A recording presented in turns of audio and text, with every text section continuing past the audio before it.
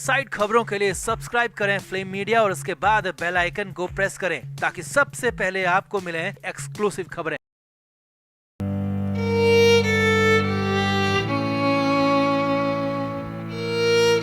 बॉलीवुड संगीतकार और गायक हरदिल अजीज बप्पी दा का निधन हो गया है। बप्पी दा दुनिया छोड़कर चले गए। 69 साल की उम्र में बप्पी लाहिरी ने दुनिया को अलविदा कह दिया और मुंबई के क्रिटिकेयर अस्पताल में उन्होंने आखिरी सांस ली। अब बप्पी दा को लेकर बहुत सारी बातें आ रही हैं, लेकिन असली सच तो यही है कि बप्पी लाहिरी ठीक हो गए थे। उन्हें डिस्चार्ज करके घर भी लाया जा चुका था, मगर फिर अचानक कुछ ऐसा हुआ कि बप्पी दा हमेशा हमेशा के लिए सो गए। उनके दामाद ने पूरा सच बताया है कि आखिर क्या हुआ, रात के 3 बजे क्या हुआ, आखिरी 24 घंटे में क्या कहा कैलाश खेर ने, और सबसे बड़ी बात क्या बप्पी दा को बचाया जा सकता था। तो सब कुछ आपको बताते हैं। आप इस वीडियो को शेयर करें और कमेंट बॉक्स में बप्पी दा को श्रद्धांजलि जरूर दें। तो बप्पी लाहिरी किसी पहचान के मोहताज नहीं है। सबसे बड़ी बात, हर पीढ़ी ने उन्हें पसंद किया, चाहे वो 80 और 90 का दशक हो या फिर 2000 के बाद का दशक। हर जगह बप्पी दा ने लोगों के दिलों पर राज किया और एक से एक गाने कंपोज किए।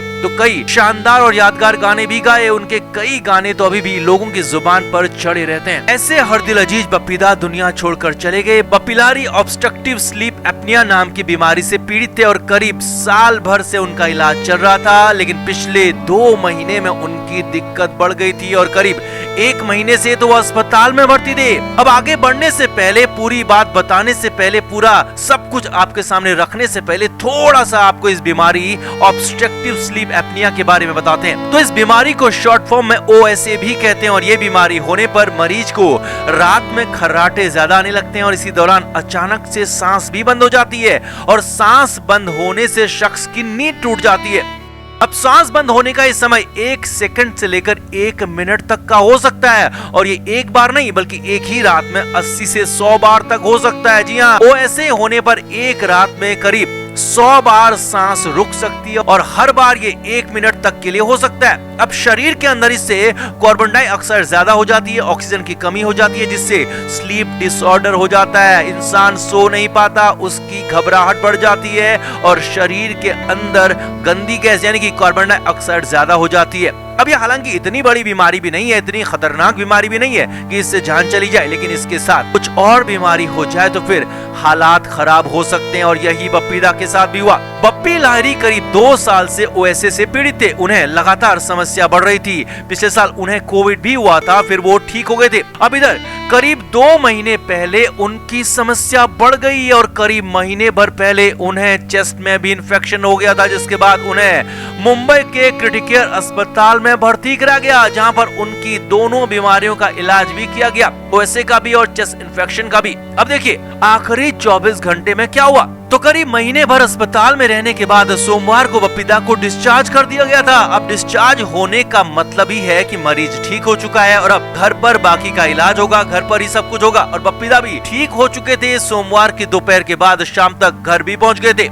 अब सोमवार को बप्पी दा ठीक रहे, सोमवार की रात भी ठीक रहे, मंगलवार के दिन में भी बप्पी लाहिरी पूरी तरह से ठीक थे। लेकिन मंगलवार की रात अचानक से उनकी तबीयत बिगड़ गई, तबीयत खराब हो गई। रात के करीब 3 बजे डॉक्टर को फोन किया गया और डॉक्टर को घर पर ही बुलाया गया। डॉक्टर ने तुरंत ही अस्पताल लेकर चलने को कहा और मंगल और बुध की दरमियानी रात को बप्पी दा को अस्पताल पहुंचा गया। रात में खूब कोशिश हुई, इलाज हुआ, मगर उन्हें बचाया नहीं जा सका और कुछ ही घंटों बाद बुधवार की सुबह उनके निधन की घोषणा कर दी गई, खबर आ गई। मशहूर सिंगर कैलाश खेर को बप्पी दा अपना दामाद कहते थे और उनके दामाद कैलाश खेर ने ही बताया कि बप्पी लाहिरी की हालत पिछले 6-7 महीनों में ज्यादा बिगड़ गई थी, लेकिन पिछले 1 महीने में हालात बेहद खराब थे। उन्होंने बातचीत करना भी बंद कर दिया था। कैलाश खेर ने कहा कि लेकिन जब सोमवार को उन्हें घर वापस लाया गया तो हमें उम्मीद थी कि अब सब कुछ ठीक हो जाएगा, क्योंकि बप्पी दा ठीक लग रहे थे।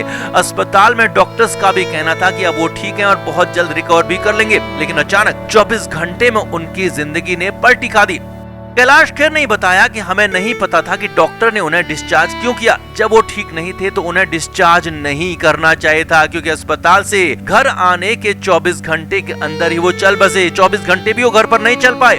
हालांकि कैलाश खेर ने सीधे तो कुछ नहीं कहा, सीधे तो सवाल नहीं उठाए, मगर इशारों में साफ साफ सवाल खड़े कर दिए कि डॉक्टर्स की तरफ से लापरवाही हुई है, क्योंकि ओएसए की बीमारी इतनी बड़ी, इतनी भयानक नहीं है कि इससे किसी की जिंदगी खत्म हो जाए। और पिछले करीब 1 साल से उनको ये दिक्कत थी, लेकिन इस बार डॉक्टर्स उन्हें संभाल नहीं पाए, गलत अनुमान लगा दिया और वही गलती बप्पीदा पर, बप्पीदा के चाहने वालों पर भारी बढ़ गई। और इसका साफ मतलब है कि बप्पी लाहिरी को बचाया जा सकता था, वो बच सकते थे। जी हाँ, ये बड़ी बात कह रहे हैं हम कि उन्हें बचाया जा सकता था, मगर ऐसा हो नहीं पाया और उन्होंने दुनिया छोड़ दी। खैर, लेकिन अब ऐसा कुछ भी नहीं हो सकता। बप्पीदा चले गए हैं और ये अब बदल नहीं सकता है। सिर्फ उनकी यादें, उनके गाने, उनका संगीत हमारे साथ है। तो आपका इन 24 घंटों को लेकर क्या कहना है? क्या वाकई में बप्पीदा को बचाया जा सकता था? आप भी अगर हाँ कहना है तो कमेंट बॉक्स में अपनी राय जरूर दें, वीडियो को शेयर भी करें।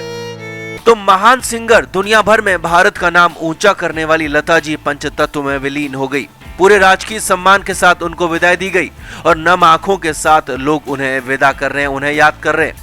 लता मंगेशकर पिछले करीब 1 महीने से बीमारी से लड़ रही थी और अंत में खुद उन्होंने तय किया कि अब उन्हें जीना नहीं है, अब उन्हें नहीं रहना है और वो चली गई। जी हाँ, ऐसा ही कुछ हुआ लता मंगेशकर के साथ और ये बड़ी बातें बताई है उनके ही परिवार ने और पूरे आखिरी 24 घंटे की कहानी भी बताई है। लता मंगेशकर की बहन आशा भोसले आखिरी वक्त में हर वक्त उनके साथ रही और हर बात को करीबी से समझ भी रही हैं, जान भी रही हैं। और आशा भोसले ने ही बताया है कि आखिरी वक्त में लता जी के साथ क्या हुआ, अस्पताल में क्या हुआ, आखिरी 24 घंटे कैसे गुजरे।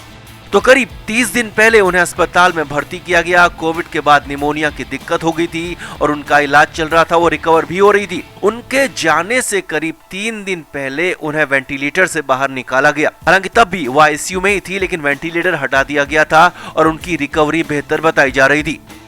आशा भोसले ने बताया कि उसके बाद उनके साथ क्या हुआ। आशा जी ने बताया कि आखिरी 2 दिन वो हमारे पिता दीनानाथ मंगेशकर के लिए बहुत ज्यादा इमोशनल हो गई थी। आखिरी 24 घंटे में तो ये बहुत ही ज्यादा हो गया था। आशा भोसले ने बताया कि वेंटिलेटर से बाहर आते ही उन्होंने घर से अपना ईयरफोन मंगाया था और अपने पिता के गाने सुनना शुरू कर दिए थे। आशा भोसले ने बताया कि वो खुद उनका ईयरफोन लेकर अस्पताल गई थी और लता जी से मुलाकात भी की थी, बात भी की थी और इस दौरान लता जी बेहद इमोशनल नजर आई। आशा भोसले ने बताया कि आखिरी 24 घंटे में लता जी को सिर्फ अपने पिता दीनानाथ मंगेशकर याद आए, जिन्हें लता जी ही नहीं बल्कि आशा जी भी अपना गुरु मानती हैं और लता मंगेशकर अपने पिता को लेकर बहुत ज्यादा इमोशनल थी। आशा भोसले ने बताया कि लता जी अपने गाने सुनना बिल्कुल भी पसंद नहीं करती थी, क्योंकि हम सभी को उनके गाने भले ही बेहद ज्यादा पसंद आते हैं, लेकिन वो खुद अपने गानों को पसंद नहीं करती, क्योंकि वो खुद उनमें गलतियां निकाल देती थी। इसीलिए वो अपने गाने सुनने से डरती थी कि कहीं कोई और गलती ना निकल जाए। आशा भोसले ने यह भी बताया कि शनिवार की सुबह जब मैं उनके साथ में थी तो वो सिर्फ पिताजी के गाने सुन रही थी और एक समय ऐसा आया जब उन्होंने अपना मास्क हटा दिया। जी हाँ, लता जी ने खुद अपना ऑक्सीजन मास्क हटा दिया और ये बात शनिवार की है। आशा भोसले के सामने ही सब कुछ हुआ। डॉक्टर्स लता मंगेशकर को मना करते रहे, इनकार करते रहे, कहते रहे कि मास्क हटाना बेहद खतरनाक साबित हो सकता है, कुछ भी हो सकता है। खुद आशा भोसले ने उन्हें समझाया, कहा कि अभी मास्क पहनना बेहद जरूरी है और ये आपकी जिंदगी के लिए, आपके लिए, हम सब के लिए बहुत जरूरी है। लेकिन लता जी नहीं मानी, बिल्कुल नहीं मानी और लता मंगेशकर ने खुद ही अपना ऑक्सीजन मास्क हटा दिया और ये तक कह दिया कि अब बहुत हुआ, अब और नहीं। और इसके बाद बिना ऑक्सीजन मास्क पहने लता मंगेशकर ने ईयरफोन लगा लिया और पिता दीनानाथ मंगेशकर के गाने सुनने लगी। Flame media report.